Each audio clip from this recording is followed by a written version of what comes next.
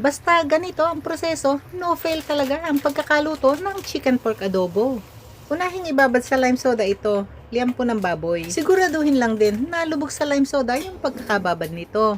Sunod ng ibabad dito, ito rin, sariwang buong manok. Bakit naman kailangan pang ibabad sa lime soda? Para naman suwabe talaga yung pagkakapalambot nito. Mas talabang lasa ng mga rekado at hindi dry ang pagkakaluto nito. Panigurado na mas masarap talaga ang pagkakaluto. Sunod nito, kaya nang maibabad lahat ito ng 3 oras. Pero mas mainam kung maibabad lahat ito hanggang kinabukasan.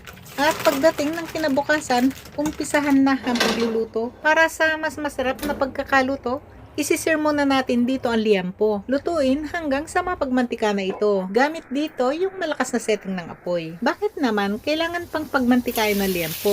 Nang sa gayon, mas magandang kulay, mas nakakagana ang amoy, at mas napapalabas talaga ang sarap at linamnam ng pagkakaluto ng karne. Kahit nga napagmantika na ito, pero hindi pa talaga ito luto sa loob. Kaya tandaan lang na kailangan talaga dito yung malakas na setting ng apoy. Gaya nga ng liampo, ganun din na pagmamantikain ng manok. Ilagay na ng atay kasama ang puso nito. Lutuin lang ng 5 minuto. O kaya naman ay hanggang sa ganito na yung itsura nito.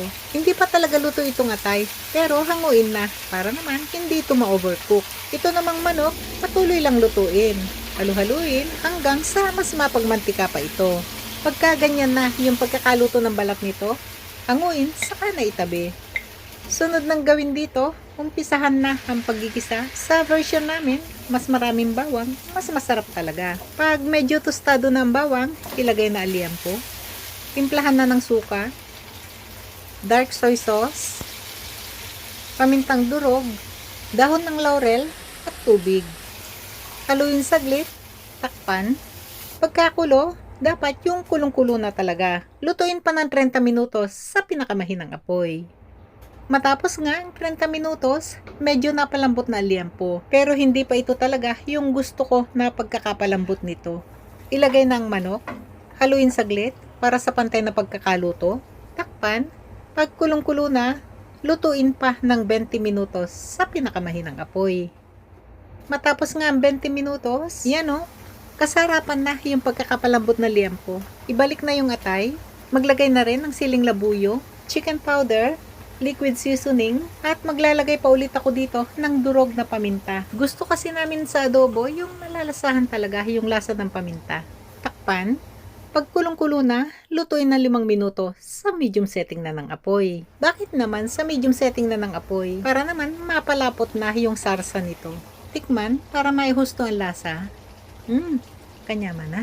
Lutuin na lang ng 5 minuto o kaya naman ay hanggang sa makita na humihiwalay na yung mantika sa sarsa nito. Huwag na rin itong takpan. Yan o, creamy pa talaga, saka malambot yung pagkakaluto ng atay.